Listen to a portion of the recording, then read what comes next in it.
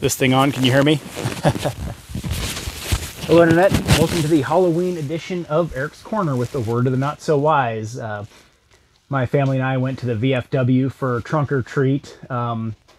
Tyrion, my baby, was Jack, who looks like Jack. And then my oldest stepson was Frozo.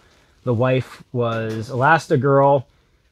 Dylan, the younger son, was Syndrome. And then, of course, Alaric was Dash. Went pretty good. So I'm going by what's most immediately blowing up my Facebook news feed. This Dylan Mulvaney dude. Yeah, we're circling back to this guy and this whole movement. Word of advice, all this stuff that's just so, like, cringe and things you don't really want to hear about, we're giving it way too much attention. Yep, I know, don't bang on your keyboard, give me a second. I'm only giving it attention because it's gotten so much attention. I'm saying just don't like it, don't share it, don't comment on it. Just scroll past, dude, because the negative reaction they're getting is what's giving it power.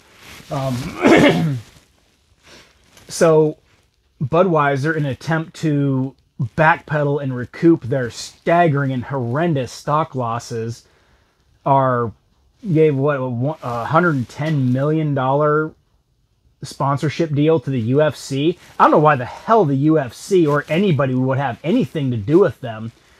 You know what? You're going to get backlash. The UFC is about to go down next because this whole movement, everything it touches, it poisons. You ever notice when conservatives don't like something and they boycott it, the stock plummets, and then the other side, when they don't like it, the stock skyrockets because the majority is ruling here. Oh, excuse me. I'm not saying it makes the majority right, but I'm saying the majority are your target market. I mean, you don't see Ford putting transvestites in their commercials because they know better. Just like Ford with the Kaepernick issue. They said, well, we're not pulling our advertising. Why the hell would they? Because they don't want bricks thrown through the windshields of their cars at dealerships. They stayed neutral, and then they released advertisements saying, hey, if you're a lineman, if you do electrical work, if you're a construction worker, if you're a firefighter, you need an ambulance, a cherry picker, what do you need? We got what's for you. We are here for the working man. We got your back. Which Ford has done an overwhelmingly better job of advertising and making a product that fills the whole spectrum of what's needed. I mean, every fire truck, I don't mean the big fire engines, I mean the ambulances and like the utility pickups, police cars, lineman trucks. I mean, all these, I mean, 99% of them are Ford chassis. Look at your RVs, all Ford chassis. Find me a Chevy. Yes, don't bang on your keyboard. I'm aware they exist. I'm saying there's an overwhelmingly small percentage of the other two manufacturers that have them. They just don't have the contracts. I'm not saying Ford builds a better product. I'm saying they got the contracts for everything and are clearly doing something right. So I'm calling it now. It's going to be interesting to see how it breaks the internet. I mean, who are they going to support here? Because there was a gay bar that refused a Budweiser shipment because they didn't like that they dropped this dude from their ad campaign. It's okay, yeah, good one. So you're helping the plummet of their stock that the people that don't agree with you have already been doing? That contradicts everything. You should be ordering nothing but Bud Light. So UFC, I see this not working out for you. And Joe Rogan, who I absolutely love, I rarely really disagree with him, but he kind of defended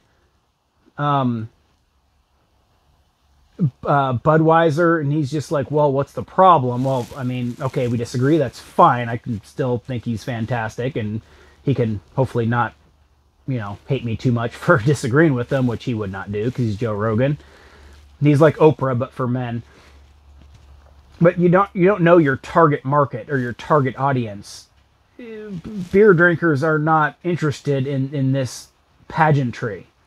We just aren't. We're the ones protesting these drag queen story time hours and going and doing this dumb shit for schools. We don't want anything to do with you people. You've created your own oppression. This is your own fault.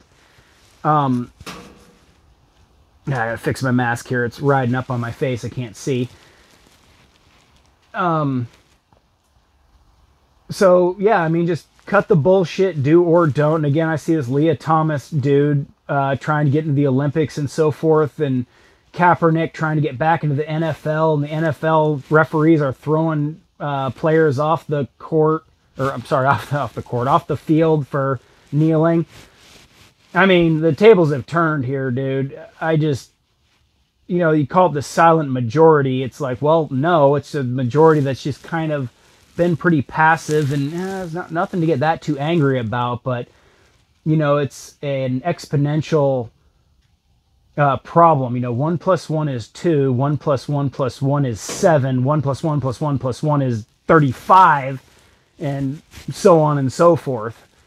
So we're all tired of the bullshit. Yeah, the internet's going to break trying to figure out which side to take here, because you have the gay people trying to support the UFC that aren't going to do it. You got Ronda Rousey, I'm going to guess, is going to be like, well, what did you think was going to happen? Joe Rogan is even going to say, holy shit, you guys keep failing. And again, Bud Light is not the first, or I'm sorry, Anheuser-Busch is not the first company to do this woke bullshit. They're not the second, they're not the fifth, they're not the 10th, they're not the 20th. They're like the 90th or several hundredth company to do this bullshit. And then they act confused. Like, I'm confused as to how they're confused. So anyway, thank you for joining me for Halloween edition. I will post the video of that Olivia did of me and the family. I hope you like it. I hope you like this video. Smash that subscribe button, and I hope to see you again. So have a good night.